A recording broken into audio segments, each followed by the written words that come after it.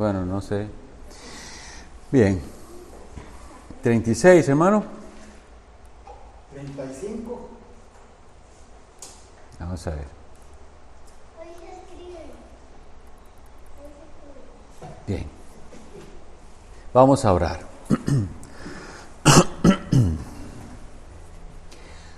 Bendito Dios, te damos muchas gracias por esta bendición, que podemos en este lugar reunirnos con libertad. Se nos ha facilitado este lugar apropiado para estudiar juntos tu santa palabra. Tú que conoces nuestras necesidades, súplelas según tu gran misericordia, sobre todo las necesidades de nuestra alma, nuestra falta de conocimiento, nuestra falta de sabiduría, nuestra falta de compromiso, de disciplina. Todo tú lo sabes y lo reconocemos delante de ti, confesamos nuestras faltas, nuestros pecados. Que tu Espíritu Santo nos haga conscientes de todo lo que nos falta en cuanto al crecimiento en la gracia y el conocimiento de Jesucristo. Y que tu Espíritu Santo nos capacite entonces para encontrar tu voluntad que se revela en tu santa palabra, la Biblia. Danos entusiasmo al estudiar tu palabra, a creer que verdaderamente tú por ella nos hablas y que con tu palabra misma nos transformas, para que aprendamos a vivir para la gloria de nuestro Señor y Salvador Jesucristo. Amén. Amén. Bien.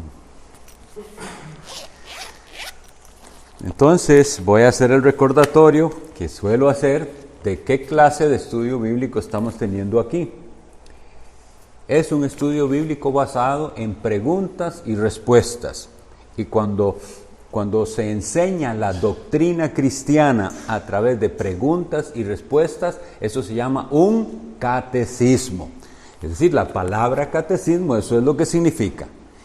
Un método de enseñanza de la doctrina cristiana a través de preguntas y respuestas. Este catecismo tiene siglos. En 1568, varios hombres, pastores de iglesias allá en Alemania, en Heidelberg, se reunieron a revisarlo para enseñarlo, más bien a editarlo y confeccionarlo para enseñarle la doctrina cristiana en sus iglesias.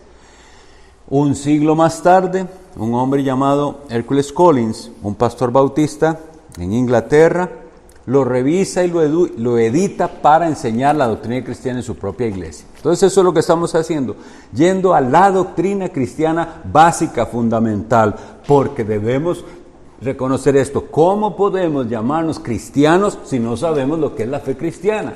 Debemos entender qué creer, qué no creer, y en este estudio también nos enteraremos de cuáles cosas son esenciales o fundamentales y cuáles otras pudiéramos diferir con otros hermanos en Cristo. Pero eso es el asunto. Hay ciertas doctrinas fundamentales y esenciales que si alguien no las cree o cree algo diferente, ya no podemos decir que sea un hermano nuestro, no es el verdadero cristianismo. Y eso es lo que estamos estudiando. En la pregunta 35 estamos hablando de Cristo y dice, ¿qué beneficio obtienes de la santa concepción y nacimiento de Cristo? Y la respuesta nos dice que Él es nuestro mediador y con su inocencia y perfecta santidad cubre mis pecados en los que fui concebido para que no vengan ante los ojos de Dios. Vean que una de las características de este catecismo, y es muy especial y útil, es que está formulado para que sea personal.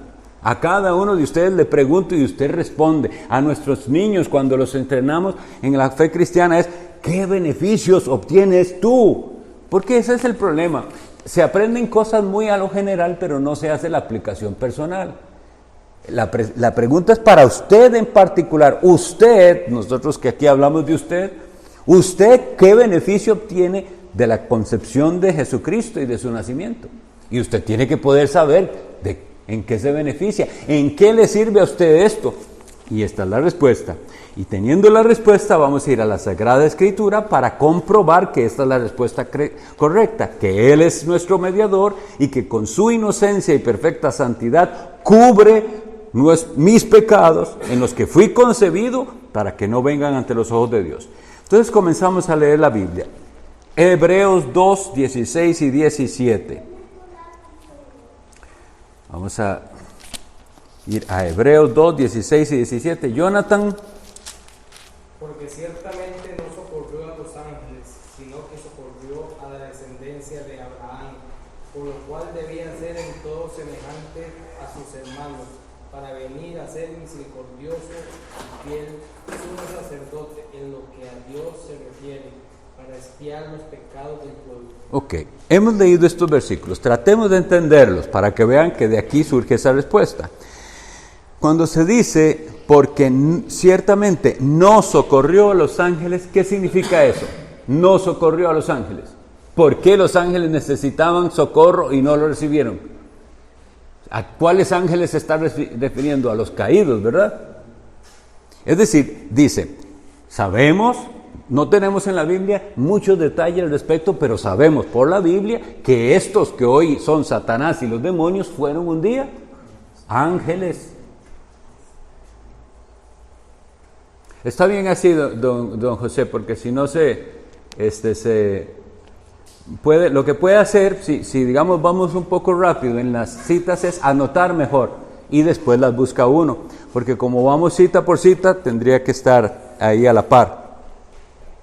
Entonces, lo que les decía, si algún día fueron ángeles, ministros del Señor, y dejaron de serlo, fue porque cayeron de su estado de santidad.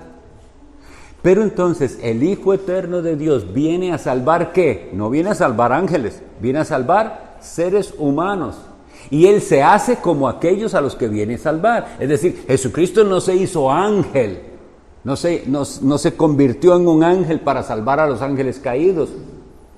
Y eso debería ponernos a pensar. Qué grande es la misericordia de Dios para con la raza humana. Porque si Dios hubiera actuado también con justicia, porque es lo justo, con la raza humana como actuó con los ángeles, no hubiera esperanza. Es decir, Dios podría haber decidido, así como no perdonó a Satanás y a los ángeles y los entregó a su pecado, así pudiera haber desechado a toda la raza humana. Pero Dios quiso en su misericordia socorrer, y aquí dice a quiénes, a la descendencia de Abraham. Ahora, al decir a la descendencia de Abraham, es decir, a los hijos de Abraham, entendemos que esto no se refiere exclusivamente a los que son de la sangre judía, porque la Sagrada Escritura nos dice que quienes son hijos de Abraham son los que tienen la fe de Jesucristo. Así que ustedes, si tienen la fe de Jesucristo, pueden llamar a Abraham Padre. El Padre de la fe se le llama a Abraham. Entonces vea lo que dice. Como Jesús quiso socorrer a la descendencia de Abraham, entonces tenía que hacerse como ellos. Y decir, debía ser en todo semejante a sus hermanos. Es decir, se hace como un hermano nuestro, y después dice, para venir a ser misericordioso y fiel sumo sacerdote en lo que a Dios se refiere. Para que podamos entender esto, necesitamos saber qué es un sacerdote y por qué ya no necesitamos más sacerdotes. En el Antiguo Testamento vemos de sacerdotes que eran los hombres encargados de hacer una mediación entre el pueblo y Dios. Eso es ser sacerdote. Y el sacerdote ofrece sacrificios a Dios de parte del pueblo. Imagínenselo así. Las personas sabían que tenían que acercarse a Dios, pero no pueden acercarse a ellos. Tenían que traer sus ofrendas, dárselas al sacerdote, y el sacerdote las ofrece por ellos. Esa es la función sacerdotal, una función de mediación. Pero ahora nos dice aquí que el verdadero sumo sacerdote es Jesucristo mismo. Él entonces representa al pueblo de Dios ante Dios. Siempre acuérdense de esas dos cosas que les decía de los oficios de Cristo. Cristo como sacerdote está viendo ¿hacia quién? Hacia Dios. Es Cristo hacia Dios a espaldas del pueblo, es decir, está representando al pueblo ante Dios. Esa es la mediación de Cristo. Y la otra mediación de Cristo es cuando Él como profeta habla hacia Dios, de parte de Dios hacia el pueblo de Dios. Entonces imagínenselo siempre, Cristo en dos direcciones, Cristo viendo para su pueblo, Cristo viendo hacia Dios. En esta función sacerdotal, para poder ser sacerdote tenía que hacerse como aquellos a los que iba a representar. ¿Entienden eso? Él tiene que hacerse igual a los que va a representar. Y aquí lo garantiza, dice, por lo cual debía ser en todo semejante a sus hermanos, para venir a ser misericordioso y fiel sumo sacerdote en lo que a Dios se refiere, para expiar los pecados del pueblo. ¿Qué significa expiar? Les animo a esto. Cuando encuentren una palabra que no saben, tienen que o preguntar o buscar en el diccionario, porque eso es lo único que se necesita, no es tan difícil. Pero entonces, a veces lo que pasa es que vemos la palabra rara y seguimos leyendo. Y debíamos hacer el alto y decir, ¿y esto qué significa? Si no lo sé, me pierdo la bendición de entender lo que significa. Cuando se expía, se habla de expiar, se habla de expiar la culpa. ¿Ven? Alguien tiene la culpa, cometió algo que le hace ser merecedor tiene la culpa de lo que hizo. Por eso a veces se usa esa frase chivo expiatorio. ¿Qué significa? Que simbólicamente en aquel cordero o macho cabrío, a él se le castigaba, a él se le degollaba, ¿en lugar de qué? Del pecador. Vean, eso es lo que significa. Usted es el que merece la muerte, pero con aquellos sacrificios se dice, bueno, alguien más toma su lugar. En lugar de cortarle el cuello a usted, se lo cortamos a este animal. Ahora, no es que eso pague la culpa, pero simboliza lo que Jesús iba a hacer. Y entonces por eso aquí dice que expió los pecados del pueblo, es decir, quitó la culpa del pueblo de Dios, dándose él mismo como sacrificio ante Dios. Entonces, vean que ahora vamos con solo una cita más claro de qué beneficios obtiene de la Santa Concepción y nacimiento de Cristo, que Él es nuestro mediador, porque Él es aquel Cordero inocente que entonces se ofrece a Dios por nosotros. Vamos a leer el Salmo 32, 1. Sí, Olger. Bienaventurado aquel cuya transgresión ha sido perdonada y cubierto su pecado. Esa frase de cubrir, ¿por qué dirá eso? ¿Para qué cubrir? Es por lo siguiente, porque si Dios nos mira directamente a nosotros, pensémoslo así, pensemos en los ojos de Dios. Dios está viendo y Dios ve lo que usted hace, lo que dice, lo que piensa, por qué lo dice, por qué lo hace. Él ve así. O sea, ¿está viendo Dios qué? Sus pecados.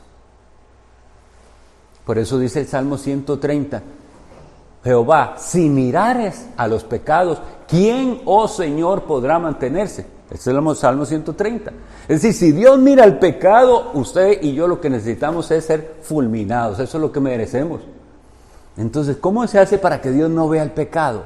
Esa es la idea de cubrir. Jesús, al ofrecerse a sí mismo con su sangre, cubre nuestros pecados. Y entonces ahora, ¿qué ve Dios cuando ve a los creyentes? Ya no ve sus pecados, ve la sangre derramada de Jesús.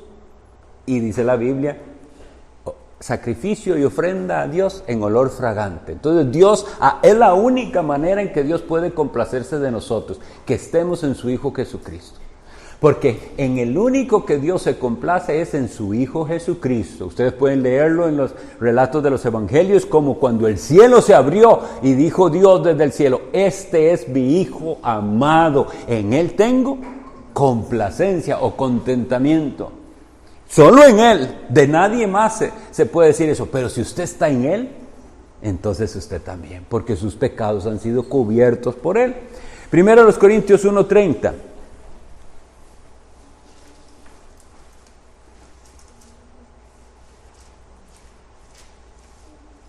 Fabián. Mas por él estáis vosotros en Cristo Jesús, el cual nos ha sido hecho por Dios sabiduría, justificación, santificación y redención. Amén. Este es un versículo que varias veces en nuestros estudios lo hemos repetido y quiero que animarlos a leer, incluso a memorizarlo, porque aquí dice todo lo que es Cristo para el creyente. Dice, por él estáis vosotros en Cristo. Piensen en esa frase, en Cristo. La pregunta sería, ¿está usted en Cristo? Porque esto es para los que están en Cristo. Si usted está fuera de Jesús, si usted camina por su propio camino, si Él no es el Señor de su vida, esto no es para usted. Pero si usted puede decir, sí, yo me he arrepentido de mis pecados y he confiado en Jesús, que Él con su sangre me perdona y vivo para Él, entonces usted está en Cristo. Entonces, Cristo es para usted todo esto. Sabiduría, justificación, santificación y redención. La sabiduría está definida en la misma Biblia. Proverbios 1:7 dice, el principio de la sabiduría es el temor de Jehová. Pero ustedes ni yo sabemos lo que es eso hasta que Cristo sea nuestro, hasta que estemos en Cristo. Lo que la gente llama temor de Dios no es temor de Dios. Ese verdadero temor de ofenderle solo viene de Cristo, que jamás en la vida quebrantó la ley de Dios. La sabiduría nos lleva entonces a tener un correcto concepto de Dios y de nosotros mismos. Nosotros no tenemos el concepto correcto ni de Dios ni de nosotros mismos hasta que Cristo haya sido hecho sabiduría a nosotros. Entonces comprendemos cuán lejos estábamos de Dios, cuán lejos de ser lo que Dios pide de nosotros. Y comprendemos también cuán grande el sacrificio de Jesús. Él es la sabiduría. Ahora la justificación. Ya habíamos hablado de ello, entonces lo digo muy rápido. Cuando piensa en justificación es perdón de pecados definitivo. Ya Dios no le va a cobrar nada porque la deuda ha sido pagada por Jesús. Eso es justificado. Y santificado, apartado por Dios para Dios. Por eso todo está unido en Cristo. Usted no puede tener un pedacito de esto y lo otro no. Y hay quienes hoy en día quieren ser cristianos sin ser santificados. Tiene que todo eso ocurrir en usted, así como usted tuvo el entendimiento correcto de quién es Dios, el perdón de sus pecados, también es santificado, lo cual se muestra en ese apartarnos cada vez más del mundo y del pecado para vivir para Dios. Una persona que diga ser creyente, pero no se ve santificación en su vida, podemos dudar de que lo otro se haya dado, de que de veras haya sido justificado. Y en Cristo tenemos, claro, redención o rescate. Estábamos presos, Él nos liberta. Leamos Romanos 8, 3 y 4. Eric.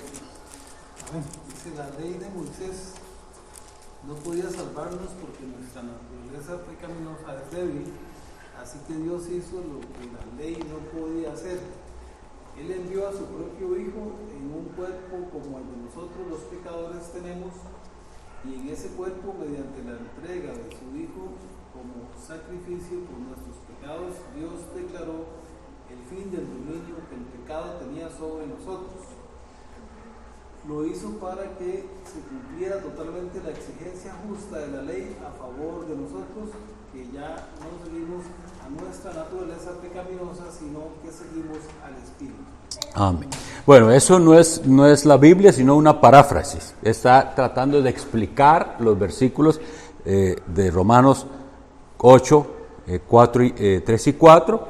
Y ahí vemos entonces lo que es Cristo también para nosotros. ¿Qué hizo Dios cuando envió a su Hijo y por qué? Entonces ya habíamos visto que Él tenía que hacerse como nosotros si nos iba a representar delante de Dios. ¿Y cómo se cumplió la ley y la justicia de la ley? Cuando Jesús da su vida por nosotros. Leamos por favor Gálatas 4, 4 y 5.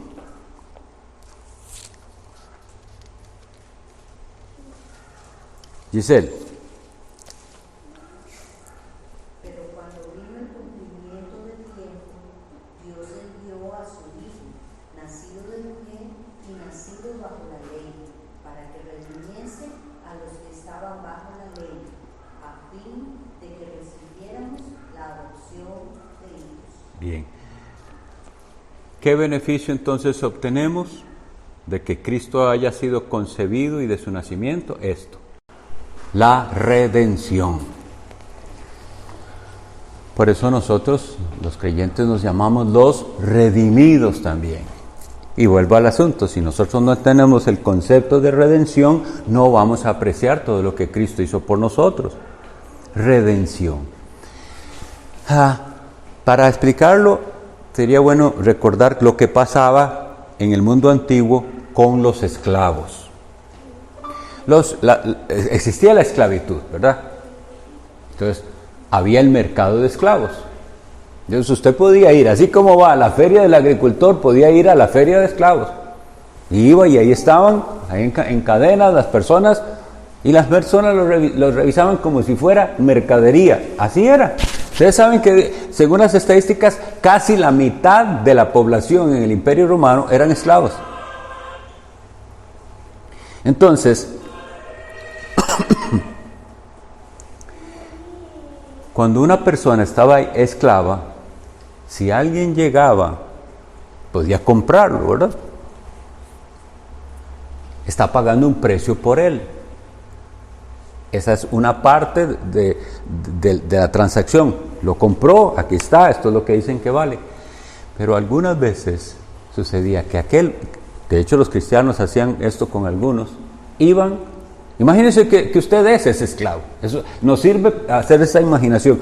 Soy esclavo, nací esclavo, hijo de esclavos, y soy esclavo y me están vendiendo a ver quién me compra. Y llega alguien y ¿cuánto piden por él? No sé, 1,000 colones, lo que sea, que pudieran. Pero aquella persona lo compraba y una vez comprado le decía, ahora usted es libre. Se suponía que lo compraba para que fuera su esclavo, para que ahora usted, como era, ¿verdad? Pero cuando le dice, es libre, eso es redención. Pagó el precio y le dio libertad. Así es como hace Jesucristo con nosotros. Nada más que la respuesta nuestra es diferente a la del verdadero cristiano que entiende lo que Cristo hizo, lo que pagó para liberarnos. No es, muy bien, gracias Cristo, me compraste, ahora me voy a vivir mi vida. No, aquel comprado por la sangre de Cristo va a Cristo y ahora le digo, como tuviste ese amor de dar tu vida por mí, ahora yo voy a vivir para ti. Porque ahora tenemos en Jesús al más precioso y maravilloso de los amos. ¿Ven? Bien, espero eso haya quedado. Si no, como les decía, en medio de la lección no hay preguntas, porque si no, no avanzamos suficientemente bien. Pero una vez que terminamos, si hay dudas, si hay cuestionamientos o lo que sea, tengan la libertad después de decírmelo y nos quedamos un ratito más o le explico. Vamos a seguir a la pregunta 36. ¿Qué crees cuando dices que Él padeció, que Cristo padeció?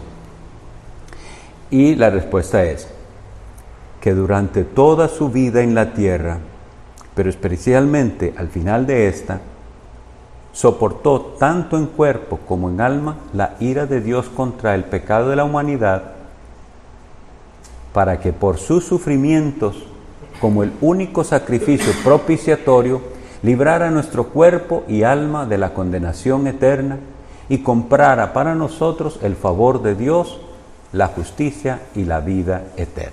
Vamos a las Escrituras. Primera carta del apóstol Pedro, capítulo 2, versículo 4.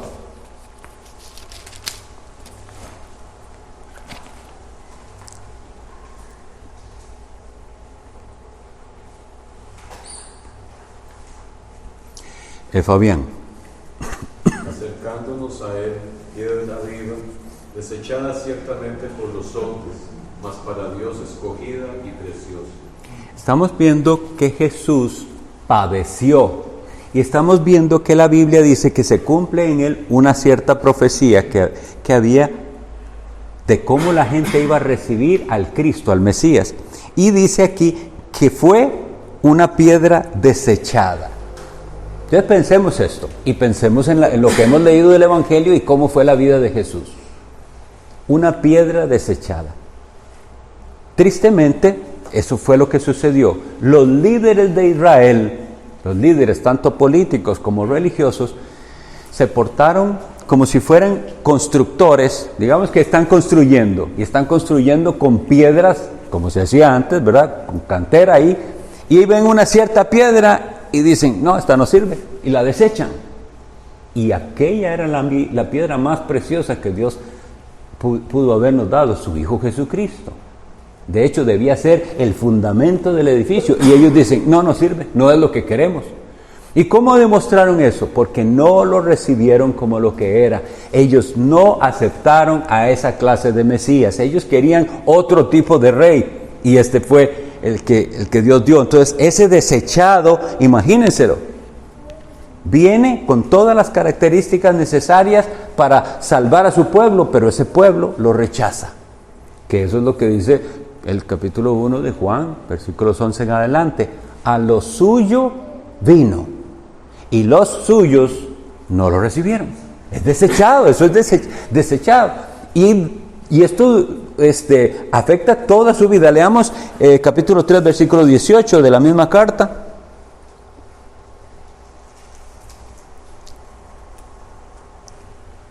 Jonathan.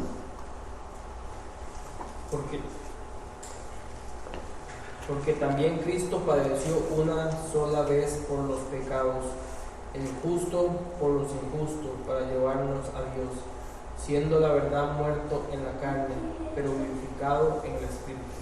Y esas palabras debemos meditarlas. El justo padeció por los injustos.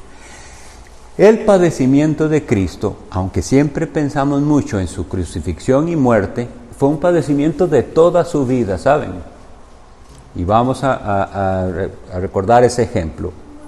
Imagínense al Hijo de Dios, bendito Hijo de Dios, que se hace hombre y nace como un bebé. No es que parecía un bebé, era un bebé. Él se hizo, la humillación de Cristo fue tal que Él tuvo que pasar por todo lo que un ser humano pasa.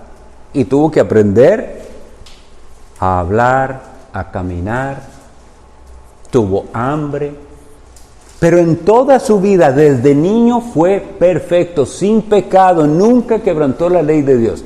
Entonces imagínense lo que era ser un niño santo en medio de otros niños no santos, pecadores. ¿Cuántos somos conscientes de que los niños son crueles en las escuelas o donde sea? Y pelean y maltratan al otro y le dicen... Y él tenía que sufrir todo eso desde pequeño viendo cómo eran los demás niños que te decían mentiras, que eran egoístas, que eran envidiosos, y él no. Eso es padecimiento.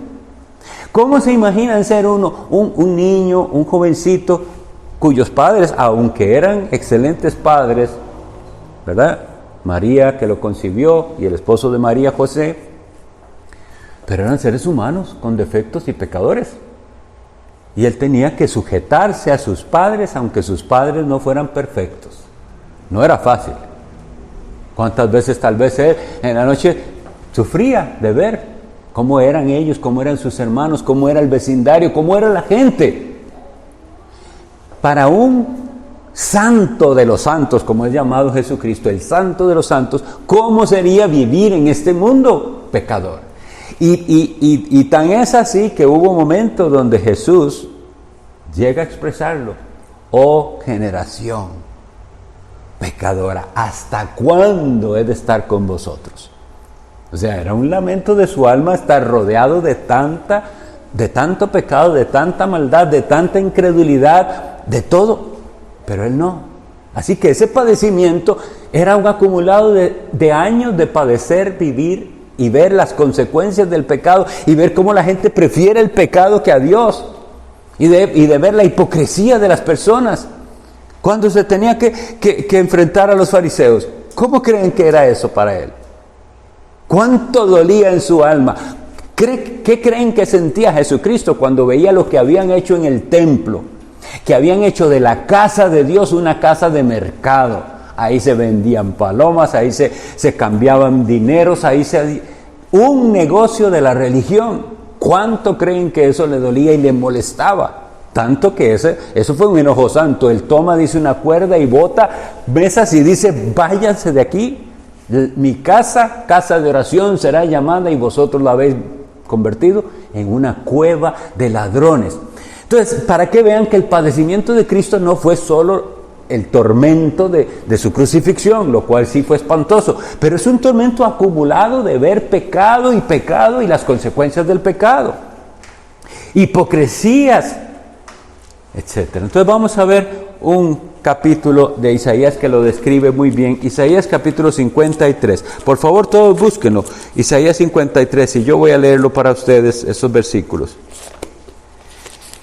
Isaías capítulo 53. Yo lo voy a leer.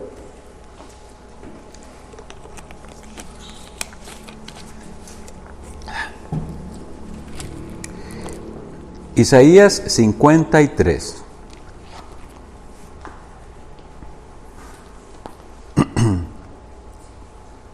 Voy a leer a partir del versículo 6. Dice así: todos nosotros nos descarriamos como ovejas, cada cual se apartó por su camino, mas Jehová cargó en él el pecado de todos nosotros.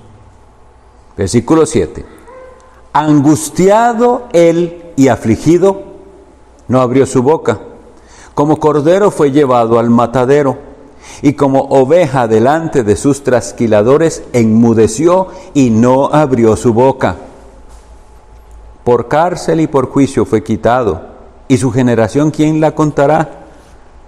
Porque fue cortado de la tierra de los vivientes, y por la rebelión de mi pueblo fue herido.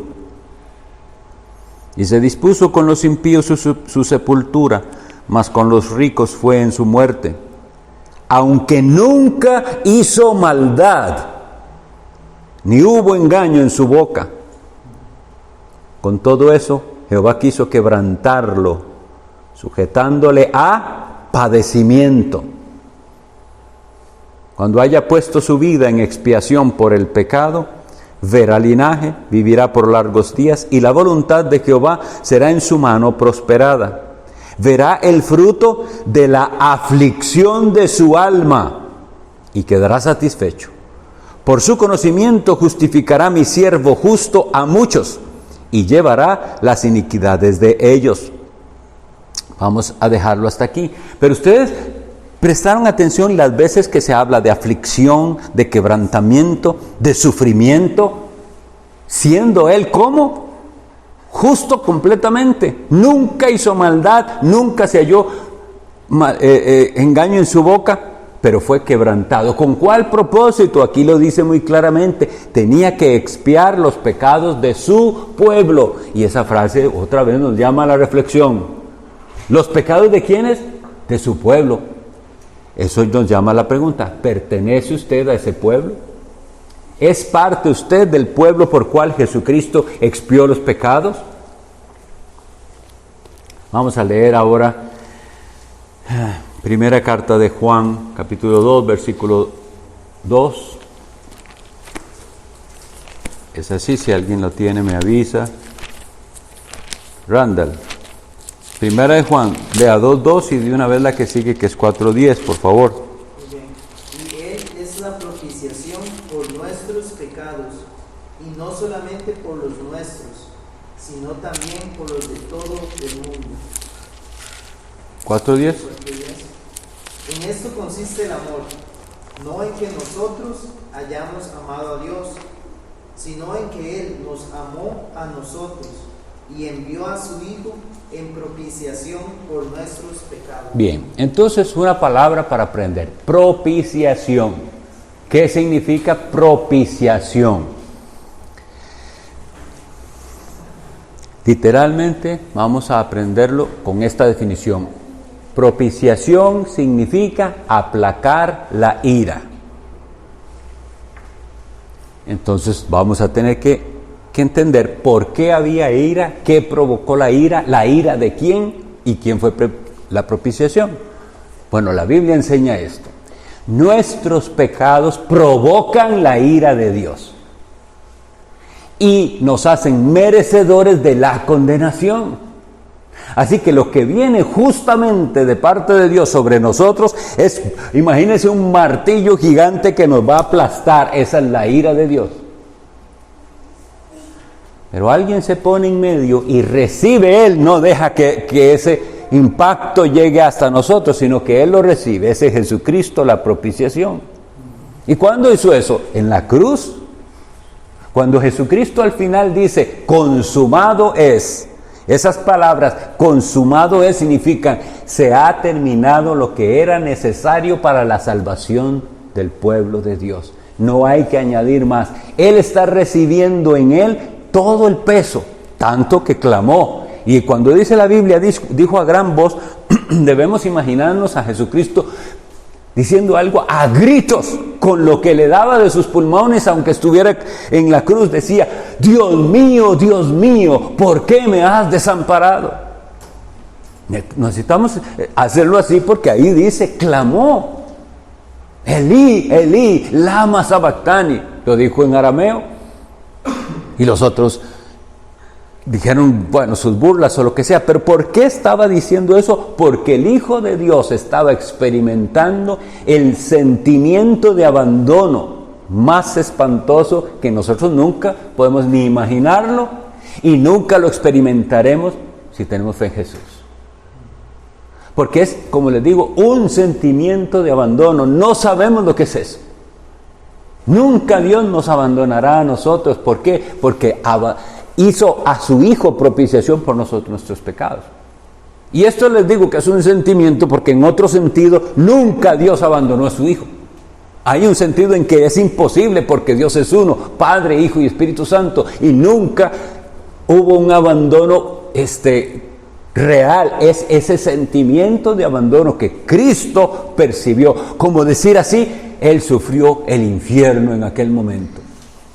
Eso significa propiciación. Él es la propiciación de nuestros pecados. Ahora, este tipo de cosas que estamos estudiando tiene que producir algo en nosotros. Si usted sale aquí nada más sabiendo qué es expiación y qué es propiciación, y me lo sabe definir y qué es, pero no lo aplica a usted y dice, eso fue por mí. Él sufrió eso por mí, por culpa de mis pecados. Si usted no hace esa conexión, usted sigue su vida, como la ha vivido hasta el momento. Pero si usted entiende lo que esto significa, no puede vivir como ha vivido. Tiene que haber un cambio en su vida. Tiene que ahora, rendido a Cristo, decir, ¿cómo hiciste esto? Para pagar un precio, para que yo no siguiera esclavo de Satanás y del pecado, para que yo no siguiera ese rumbo que me llevaba a la condenación. La pregunta 37 dice, ¿por qué debía padecer bajo Pilato como su juez? Y dice, porque debía padecer para que, siendo inocente y aún así condenado ante un juez civil, nos libre del severo juicio de Dios que permanece sobre todos los hombres. Entonces vamos a ver algunas partes en la Sagrada Escritura donde se nos relata qué sucedió en aquel día, en aquel juicio injusto en el que condenaron a Cristo. ¿Quién puede leer Lucas 23, 14?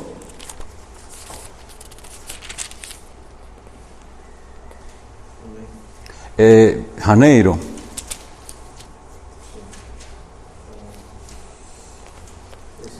Les dijo, me habéis presentado a este como un hombre que perturba al pueblo. Pero habiéndole interrogado yo delante de vosotros, no he hallado en este hombre delito alguno de aquellos de que le acusáis. Bien. ¿Quién era Pilato? Era el gobernador romano de esta provincia de Judea. Y él está, y lo dice muy claramente, que él no encuentra una razón para que Jesucristo sea llevado a la muerte.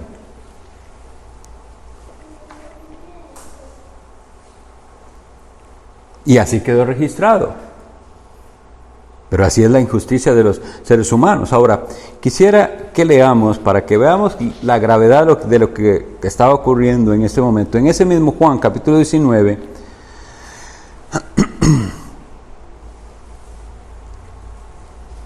a partir del versículo 9 voy a leer para ustedes.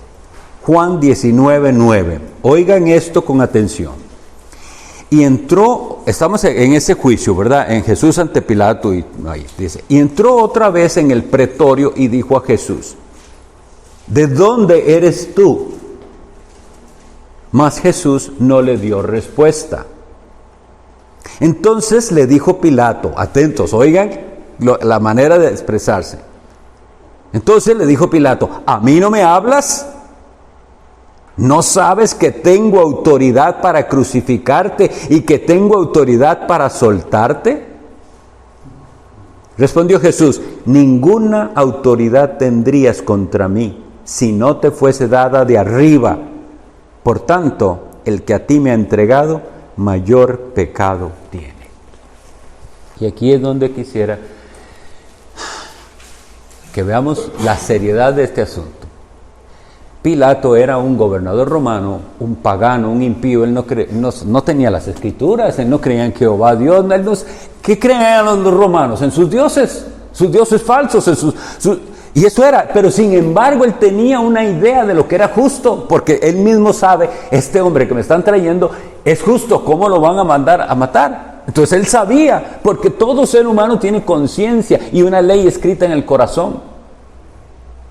Pero sin embargo, al hablar con que Jesucristo, Él le dice, usted no sabe que yo puedo soltarlo o enviarlo a la muerte. Y Jesús va más allá y le dice, ninguna autoridad tendrías si no te fuera dado aquí. ¿Quién le dio esa autoridad? Dios está por sobre todas las cosas.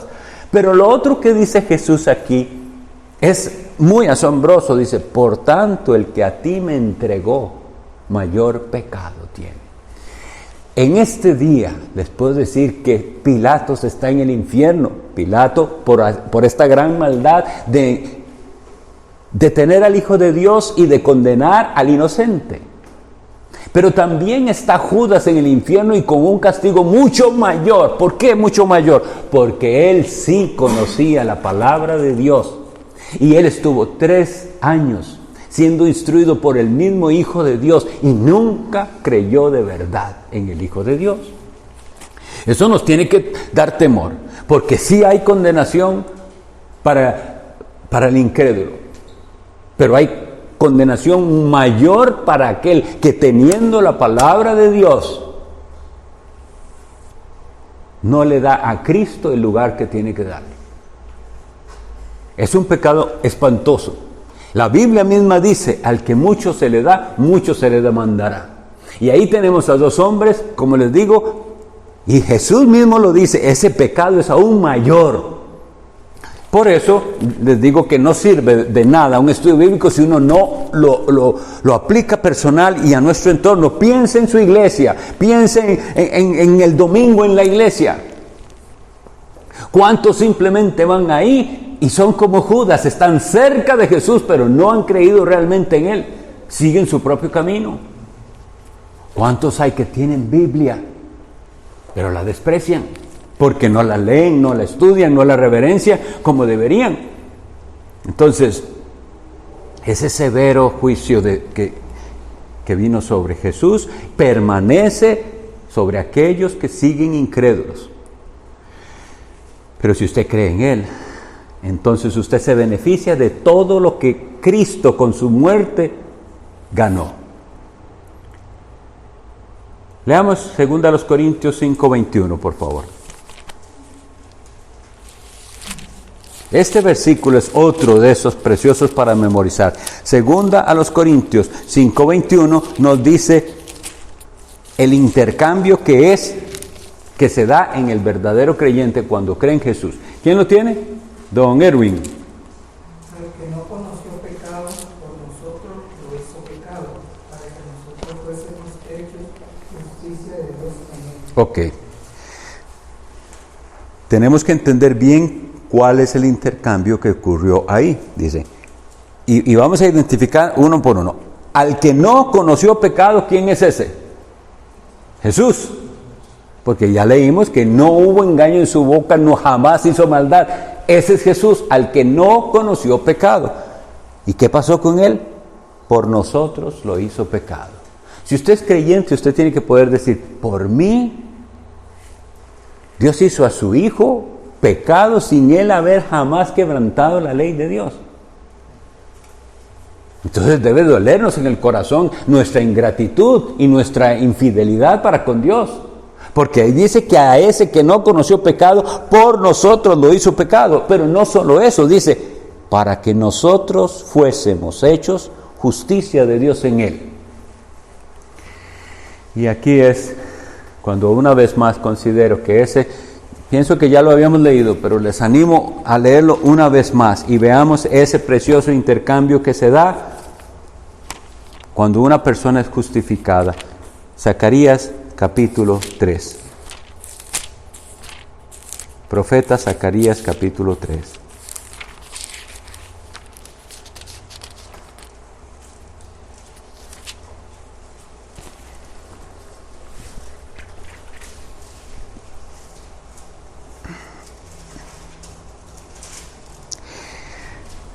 Zacarías 3, desde el versículo 1 en adelante, prestemos atención a esta visión. Es el profeta Zacarías recibiendo una visión o un sueño en el que Dios le muestra esto, dice. Me mostró al sumo sacerdote Josué, el cual estaba delante del ángel de Jehová, y Satanás estaba a su mano derecha para acusarle. Y dijo Jehová a Satanás, Jehová te reprenda, oh Satanás. Jehová que ha escogido a Jerusalén te reprenda. ¿No es este un tizón arrebatado del incendio? Y Josué estaba vestido de vestiduras viles y estaba delante del ángel. Y habló el ángel y mandó a los que estaban delante de él diciendo, atentos, quitadle esas vestiduras viles. Y a él le dijo, mira que he quitado de ti tu pecado y te he hecho vestir de ropas de gala. Entonces ahora creo que podemos entender lo que significa al que no conoció pecado, por nosotros lo hizo pecado, para que nosotros fuésemos hechos justicia de Dios en él. Esa visión que le mostró Dios, ve a un hombre llamado Josué, que en ese momento ejercía como sacerdote en Israel, y lo ve en visión con ropas viles. ¿Qué significa ropas viles? Sucias, harapos, algo inaceptable, detestable de la manera que estaba vestido. Y oigan que dice que Satanás está ahí para acusarle. El nombre de Satanás significa adversario, pero también se le llama diablo, acusador o difamador. Y ahí está para decirle, mire sus pecados.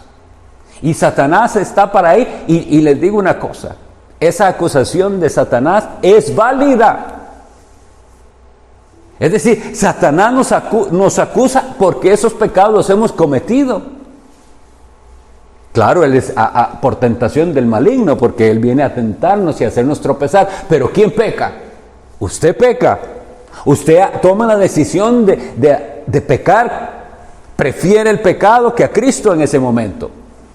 Eso está representado ahí por sus ropas viles. Pero Cristo lo reprende, porque el que está ahí es el ángel de Jehová. Cristo reprende al enemigo. Y ahora dice, vea lo que va a suceder. Le vamos a quitar esas ropas viles y le vamos a dar unas ropas de gala. Eso es lo que significa, al que no conoció pecado, por nosotros lo hizo pecado. Porque lo que está dándonos Cristo es su ropa. Su ropa nos la da, es un símbolo, pero tenemos que llevarlo a la imagen, a la mente, para que veamos lo precioso que es. Jesús sí tiene ropa limpia, completamente limpia, porque Él nunca ha pecado. Y se quita su ropa limpia y nos la da a nosotros. Y la ropa vil que nosotros tenemos, ¿qué la hace Él? Se la pone Él. Entonces, al que no conoció pecado, por nosotros lo hizo pecado para que nosotros fuésemos hechos justicia de Dios en él. Y si usted está entendiendo esto, usted tiene que alabar a Dios y decir: voy a vivir para aquel que hizo semejante cosa, me dio una vestidura de justicia, de santidad limpia, que yo no me merezco, porque lo que me merezco es quedarme con esas viles ropas que representan mis pecados, que representan todo mi quebrantamiento de la ley de Dios.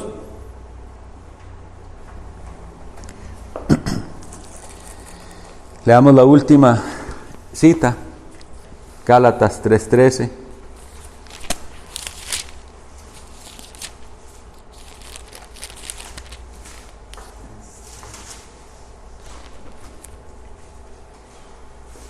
Janeiro.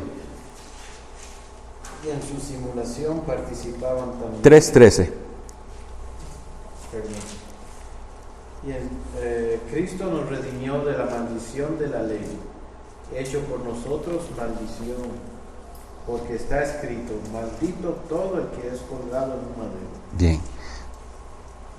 Del tema que venimos hablando es de ese intercambio. Entonces dice: ¿cómo hace Cristo para redimirnos o rescatarnos? Si se quiere, cuando encuentren la palabra redimir, pueden poner rescatar, que da el sentido. ¿Cómo hizo Cristo para rescatarnos o redimirnos de la maldición de la ley? Él mismo fue hecho maldición. Ese es el intercambio. ¿Y por qué maldición? Porque la Biblia claramente dice: maldito todo aquel que no anduviere en todas las cosas escritas en el libro de la ley. Y entonces, ¿cómo quedamos nosotros? Bajo esa maldición, porque no hemos vivido con todas las cosas que están escritas en el libro de la ley. Y esto es tan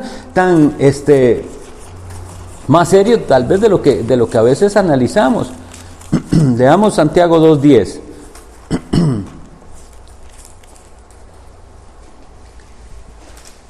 Santiago 2:10 y ya vamos concluyendo. Randall. Porque cualquiera que guardare toda la ley, pero ofendiere en un punto, se hace culpable de todo. Ok. Supongamos que usted se siente casi cumplidor de la ley, que la ha quebrantado poco. Y eso es porque tiene un mal conocimiento de la ley de Dios, porque si la conocemos bien sabemos que la hemos quebrantado muchísimo. Pero vea que supongamos que alguien tenga un esfuerzo tan grande que él dice: yo la he quebrantado poco. Bueno, la Biblia lo que dice es que si usted quebranta un punto, es culpable de todo. Eso es lo que nos tiene que asombrar, la santidad y justicia de Dios. Dios no acepta un cumplimiento aproximado de la ley. Lo que Dios exige es que su ley sea cumplida de manera cabal y perfecta. Y como nosotros no lo hemos cumplido, nos hacemos ¿qué? Acreedores de la maldición. Pero ahora viene Jesús y dice: hecho por nosotros maldición. Al que no conoció pecado, por nosotros lo hizo pecado, para que nosotros entonces no recibamos esa maldición de la ley, sino la bendición, las vestiduras de gala. Aprécielas. Si usted ha creído en Jesucristo, aprecie lo que Jesucristo le ha dado. Y si usted no camina con Cristo, ríndase al Salvador, para que entonces todo esto que estudiamos de la Biblia tenga sentido y le lleve a vivir diferente. Un cristiano tiene que ser la persona más llena de gozo y de paz. ¿Por qué? Porque Cristo tomó nuestro lugar. Vamos a orar. Señor Dios Todopoderoso, te rogamos que nos perdones, porque nosotros al leer estas maravillas no nos asombramos suficiente y deberíamos estar todos de rodillas clamando a ti en agradecimiento por tan grande bondad de Cristo, dar su vida por pecadores. Oh mi Dios, pero si tú envías tu Santo Espíritu y nos haces entender lo que esto significa, nuestras vidas serán cambiadas, transformadas, y eso es lo que deseamos. Bendícenos, Señor, y haznos pensar en estas maravillas, en el nombre de Jesús. Amén.